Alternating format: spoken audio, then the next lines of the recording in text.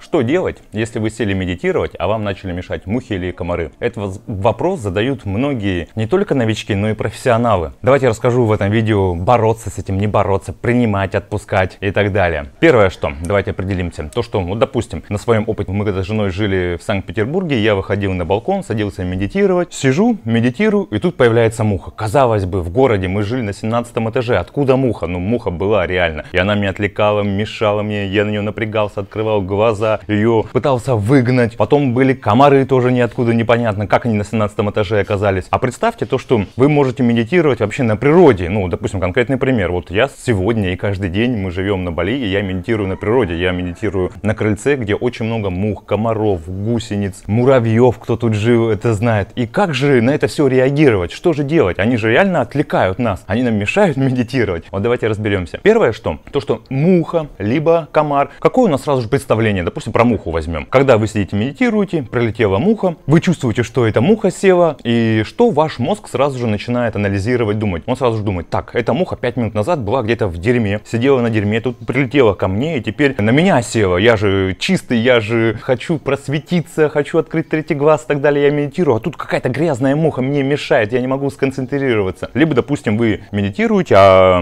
вам сел комар, и у вас сразу же вы почувствовали, либо вы услышали то, что это комар, сел комар, и ваш мозг сразу же начинает опять же анализировать. Так, комар, а вдруг он переносит какую-то инфекцию, заболевание, какую-то лихорадку? Мы же начинаем сразу же напрягаться, мы начинаем сразу же уходить в это все. Наш мозг начинает бурно работать. И у нас уже не происходит процесс медитации. У нас медитация — это расслабление, медитация — это тренировка ума, медитация — это отпустить все мысли. А тут мы начинаем сразу же в это вовлекаться. И тут что нужно сказать? То, что это все ощущения. Мне понравилось, как сказал Игорь Будников на ретрите, на одном из, на котором я присутствовал, то, что, допустим, представим, что села не муха, не комар, а, допустим, вы с девушкой, у вас романтический вечер, и она берет и гладит вас перышком, там, по щеке, по лицу, по ноге. Это же приятно, это же кайфовое ощущение. У вас романтика, у вас хорошее настроение, и такая небольшая щекотка приятная. То есть это ощущение. А если вы представляете, что села муха, у вас сразу же негатив, агрессия, злость, что этой мухе или комару надо, что же мне делать? Ну, то есть это все интерпретация нашего мозга, это все уловки нашего ума, это все ощущения, и мы сами уже догадываем, домысливаем, точнее не сами, наш мозг это все делает. Это хорошие ощущения или плохие. То есть ощущения одни и те же. Как муха по вам ползает, либо комар сел, либо как перышком вас щекотит любимый, либо любимая. То есть одно и то же, но у нас разная реакция на это. Либо представьте, как в Индии в древней, да и сейчас, наверное, кто жил в Индии, те понимают, сколько там комаров, сколько там насекомых. И как же там древние йоги медитировали? Они что, постоянно себя спреем брызгали, садились где-то в изолированной комнате? Нет, наш мир несовершенен. И в нашем мире много что происходит. И муха летит по своим делам, и комар летит по своим делам, и гусеница ползает, и муравьи. Конкретный пример: я вот тут сижу на крыльце, медитирую, и на меня часто заползают муравьи, потому что их тут очень много. И первое время, да, было неприятно, но потом же ты осознаешь, что это муравей. Что он может тебе сделать? Он просто ползет по своим муравьиным делам. Да, возможно, это неприятно, но ты перестаешь на нем концентрироваться. Ты почувствовал: о, на тебе муравей. Ну и ладно, ну и пусть он ползет там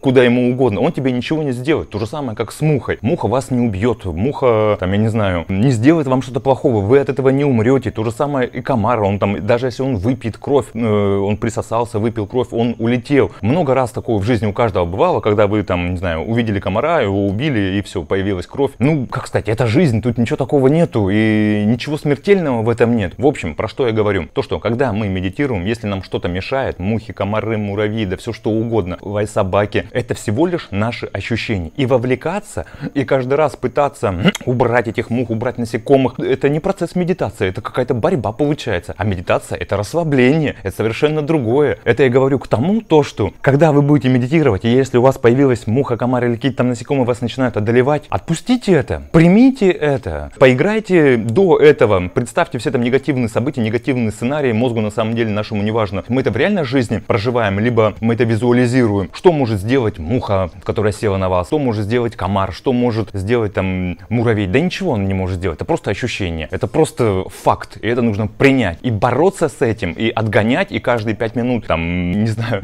пытаться, чтобы на вас никто не сел, либо создать там какое-то идеальное условие, идеальную среду, но так не получится. Я говорил, наш мир, он полон животных, птиц, насекомых и всего такого, а процесс медитации — это процесс расслабления. Вот, наверное, и все. Я думаю, я простым понятным языком объяснил, что делать в процессе медитации, если вам начинает мешать муха, комар и так далее. Не нужно этому сопротивляться, нужно это принять, нужно лишь понять, что это игра нашего мозга. мозга, это просто ощущение. И ничего смертельного в этом нет. Продолжайте дальше медитировать. Все, большое спасибо. С вами был Сергей Витиченко. Всего доброго. До свидания.